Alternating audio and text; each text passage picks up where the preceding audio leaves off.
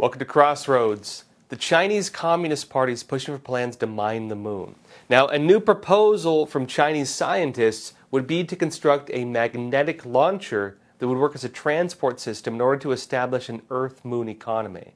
Now, South China Morning Post said this.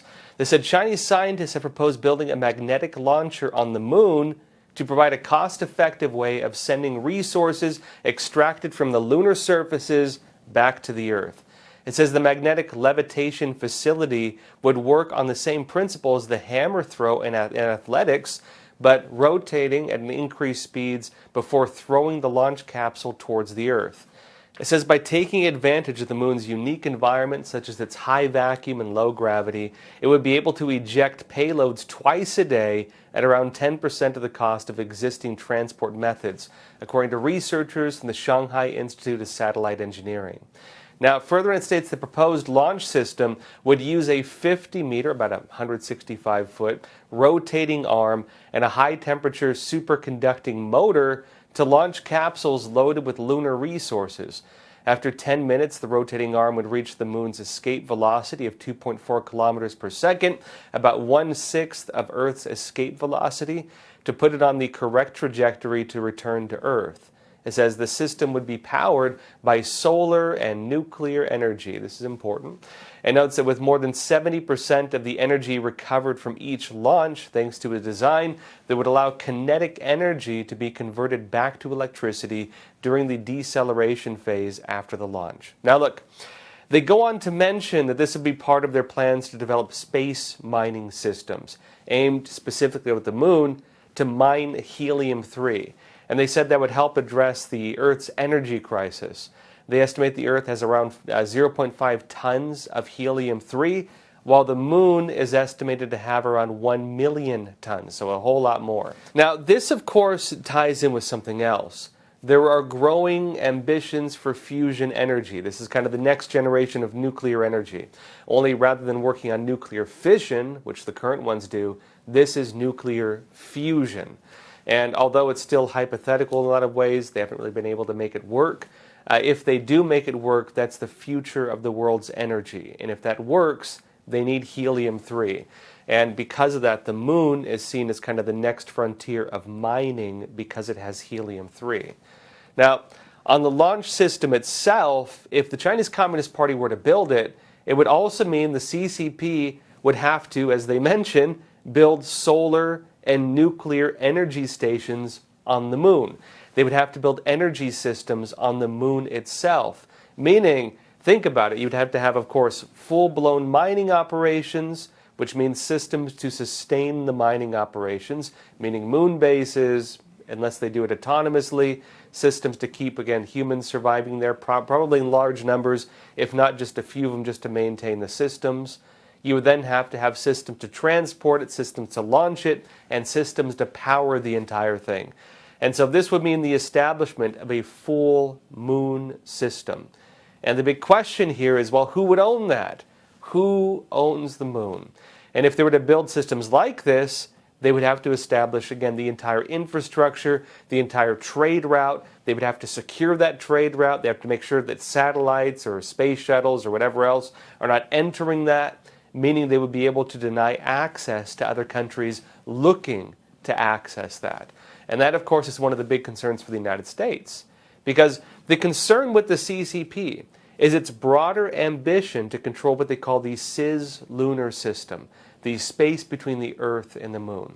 And if the CCP can control that, well, they can weaponize that. Now, interestingly, the Chinese Communist Party is saying, these scientists at least, are suggesting that they work with Russia on this program. And they say this could be part of their ambitions to build a research station on the moon's south pole by 2035. And so, as along with this, again, there's an entire new competition, a new moon race taking place. Not over just who lands on the moon, but who owns the moon. Because whoever goes there and claims that they own a certain region of it, well, you're going to have to contest that. And if you want to contest, you might even have to fight for it. The Chinese Communist Party or the United States can claim, hey, we own this part, you own that part, or one of them can say we own the entire thing. And when it comes to the ambitions with this, there's a lot more to it. The Chinese Communist Party and Russia notably have other ambitions tied in with this. And what's important here is that this is not just a single ambition. There's other things tied in with this. The Chinese Communist Party right now is looking at the cislunar system, the moon. They're also looking at undersea areas, but they're also looking at something else, which is, of course, the Arctic. And both countries, Russia and China, are also moving with their ambitions there as well. Newsweek said this. They say China and Russia are looking to work more closely together in the Arctic, including in science. A senior Chinese official for the polar region said during a visit to a territory that is part of Norway, and a potential challenge, notably, to a NATO member. Now, the issue with the Chinese Communist Party aiming to carry out operations like this in the Arctic are actually similar to the ambitions with the moon and space and so on. It means they're going to be trying to claim this territory. And they call the Arctic, of course, one of the strategic high grounds, because if you were to launch ballistic missiles, if you were to launch air attacks against the United States, you'd probably go through the Arctic. But of course, it also ties into something else. They're trying to claim territory there. And they're doing this again under the guise of maybe mining for minerals, of doing oil wells and so on, of establishing an economy there. Because once you build an entire economic system, you have to have infrastructure to power it, meaning power stations. You have to have, of course, individuals there to run it. You have to have systems to sustain those individuals.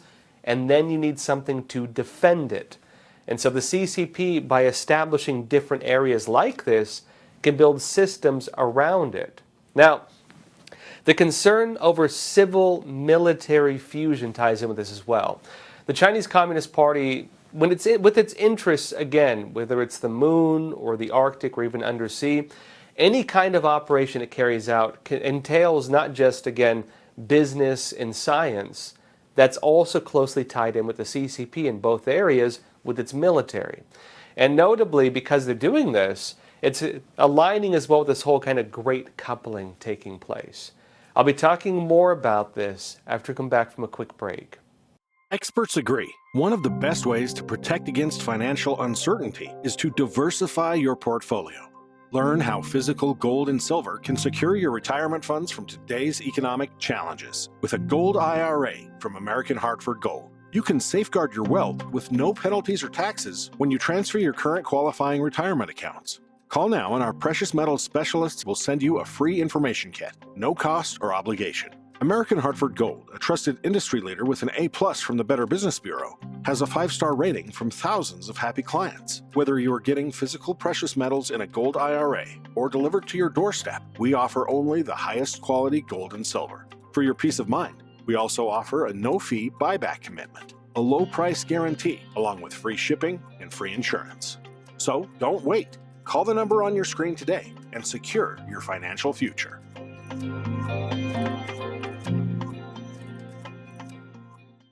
Welcome back. Scientific collaboration between the U.S. and China, it's on the decline. And as this happens, concerns over civil-military fusion and the Chinese Communist Party's interests in it are starting to get hit by the great decoupling now taking place. Now, Nature said this. They said China-U.S. research collaborations are in decline. This is bad news for everyone, according to them, right? They note further in that China's scientific collaboration with other countries has declined since the pandemic, driven by falling partnerships with the United States, an analysis shows. It notes that scientists have been warning that political tensions between China and the United States, combined with the pandemic, have affected research collaboration between the two countries. But it takes time for evidence of this sort of decline to accumulate in research databases, it says. Now, notes that in 2022, the total number of papers co-authored by researchers from China and their international peers declined for the first time since 2013. It notes that one individual, Zhang, said that ongoing geopolitical tensions between the United States and China have also fueled the decline, saying, quote, "This is especially worrying for researchers." It notes that the U.S. Department of Justice's controversial China initiative, which was launched in 2018 to tackle espionage and the research industry, that ended in 2022. But it notes the crackdown resulted in several scientists being arrested over their ties to collaborations or institutions in China. You might remember all these different researchers being charged as taking unregistered foreign gifts and so on. And that is also, it says, stoked fear among researchers of Chinese descent. And it's that since then, the U.S. government has adopted a range of policies focused on tightening research security. And in July of 2023, the Chinese government, the CCP, implemented its revised counter-espionage law, which broadened the definition of what constitutes spying, meaning the researchers are squeezed on both sides. Now, notice the crackdown on perceived foreign interference in both the United States and China is making researchers more cautious about collaborating, according to this individual. Now, this is important because remember, there were a lot of controversies of these scientists and professors and so on taking undeclared gifts. You might remember at Harvard University and others, there were all these cases of different scientific labs and researchers and so on taking gifts from China.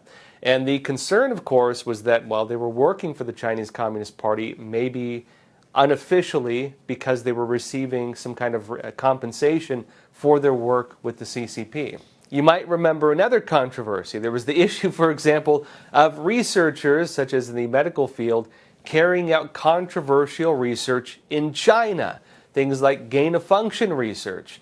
And one of the concerns made in the United States was that some of these researchers and institutions are doing research they cannot legally do in the United States in China, that they're bypassing U.S. laws on different boundaries in the medical field by going to China and working in collaboration with the Chinese Communist Party, because there it's a free-for-all, right?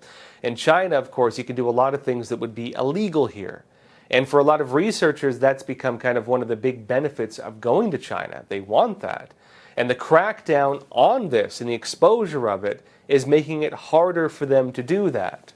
Then there was one of the biggest problems. The U.S. taxpayers are funding research meant for U.S. innovation. Our tax money goes to some of this, including to universities and defense institutions. And the problem is some of those universities and institutions work with Chinese researchers. And that means because of that, some of the American universities or research groups getting this money, working with Chinese counterparts, well, it turned out that research being paid for by American taxpayers has been ending up in China, including in the Chinese military. The concern there is, of course, that we're bankrolling the Chinese Communist Party's research and development branches, that their own military is benefiting from and even fielding weapons against us that we paid for with our tax dollars because American universities are collaborating with Chinese universities or research labs. And this, of course, raises another big issue between, again, the business community, the scientific community, and government and defense. Because while scientists might say, hey, any collaboration is good collaboration, there's a lot of them who believe that. They don't see it as nefarious. A lot of them saying, hey, why not work with the people who know what they're doing? Why not try to do that? Well, the problem for governments is that they're paying for, again, defense research. They're paying for things that are supposed to benefit our country, and the things we're paying for end up harming us. And so on the political level and the defense level, this is having the opposite effect. It's as if we're bankrolling the Chinese military. Now, this type of research, of course, also benefits the Chinese Communist Party a whole lot more than it does the United States. The U.S. can go to a lot of other countries and work with them in different ways that do not harm us. But with the Chinese Communist Party, the things we're helping them build, ironically, the CCP is using to actively harm us. Now, the Chinese Communist Party is also looking to get around these kinds of issues where, again, there's a crackdown on this type of research by just trying to recruit foreign scientists to go and work in China. One of the big programs they have for this is the 1,000 Talents program. Another one is the Torch program. And the CCP is actually going beyond this. Now, those two programs notably work as a kind of talent recruitment system. There's some legal gray areas with how the Chinese Communist Party does this, especially, again, when you have U.S. researchers getting U.S. grant money, oftentimes from U.S. taxpayers, and they take their research and just hitch off to China and then give it to them. That is, of course, kind of one of the gray areas that could be considered espionage or economic theft, depending on how they do it. The Chinese Communist Party has active programs trying to do that. In fact, they even state a lot of these things publicly. But the CCP is now working on another one. They're just offering now residency to some of these individuals. South China Morning Post said this. They said China is considering changing the immigration system to attract more foreign scientists, including offering permanent residency. They note in a resolution published after the recent third plenum that the Chinese Communist Party hopes to, quote, improve the support mechanisms for recruiting talent from overseas and create internationally competitive personnel systems. And it said in a written document released at the time, President Xi Jinping, the head of the Chinese Communist Party, said the country's innovation capacity falls short of the requirements for high-quality development and warned it is too reliant on key and core technologies controlled by others. Now, I mentioned before, one of the big things that came out of this recent top-level meeting of the Chinese Communist Party was they want to essentially replace every single thing in China that has any component tied to the United States or the West in general. That means every single piece of software. That means your operating systems, your Word documents, up to like the systems used to control electronics and big factories and so on. All that software, all the chips, all the computers, all the cars, every single thing needs to be replaced with Chinese systems. They are pushing out the West. And when they bring people in from the West to work with them, that's what they call sparring partners. They refer to you as a sparring partner. They will use you until they don't need you anymore, then they kick you out. And of course, we're seeing this take place on a large scale right now. Now, when it comes to the CCP offering permanent residency again to these researchers, now look, the older system of migration in the West used to be merit-based. Canada had that until just recently. The United States, again, that was the old system. That means you try to recruit people or bring people into your country who have skills that you need. People who, when they migrate here, they bring with them talents that will benefit the country. And you want those people, right? It helps your country develop. Now, the Chinese Communist Party is trying to do this, but it's a bit more complicated with them, mainly because of the Chinese Communist Party and its stated goals. For example, there was the issue of the CCP recruiting former fighter pilots from the United States and other countries to go and train Chinese fighter pilots. And the United States notably has been pushing back on this, including by putting commercial restrictions in places on flight academies the Chinese Communist Party is trying to use for this, including some they developed in South Africa. And it's also prohibiting former U.S. military service members from working with the Chinese Communist Party. And again, this ties into the bigger issue with it. If the United States and our military are training people for combat, if we're training people to be the most advanced fighting force in the world, and again, American taxpayers are funding that, and that's the future of our country, and then the people we're training leave our country and go to a stated enemy of our country, the Chinese Communist Party's stated its ambitions to overtake the United States, well, is that legal? Again, it's one of those gray areas. The United States is starting to crack down on that. And it's the same thing, notably, with civil-military fusion with China, where you might think that science and research are just, science and research. Well, for the Chinese Communist Party, it's closely tied in with its military. That's also closely tied in with the Chinese Communist Party overall and its broader agendas. And if you, again, have researchers or individuals working on U.S. grants and then take the research they were paid to make by American taxpayers and then sell it to an American adversary, well, is that still legal? That's where this issue is right now. But back to the issue of science and research. The United States is now limiting the access of Chinese students over concerns with national security. I'll be talking about this more on EpicTV.com. So if you're watching on YouTube, Facebook, X, Rumble, there's a link in the description below. Click on that. You'll get access to the rest of this episode and also our whole library of shows and our hard-hitting documentaries on issues that really matter, like the Chinese Communist Party's 100-year plan to defeat the United States. The CCP is one of the biggest threats to America. They're using things like propaganda, video games, entertainment, movies, culture to subvert and influence the next generation. If you'd like to find out more about the CCP is plotting against America, watch my documentary, The Final War, the 100-Year Plot to Defeat America. You can find the link in the description below, and I'll show you all a trailer before we go exclusively to epictv.com for the rest of this episode. I'll see you there. The greatest threat facing the United States is the CCP. The Epoch Times investigation team had studied the CCP for years, but what we uncovered was yielding evidence beyond our imagination. With Chairman Mao, with the Prime Minister, our talks have been characterized by frankness. The Clinton administration said, oh, don't worry about it. This will be a poison pill for China. China's strategic goal is to make sure that the U.S. has 4 enemies, and one of them must be a terrorist group. We are giving of our life's blood so that the Chinese Communist Party can survive and thrive.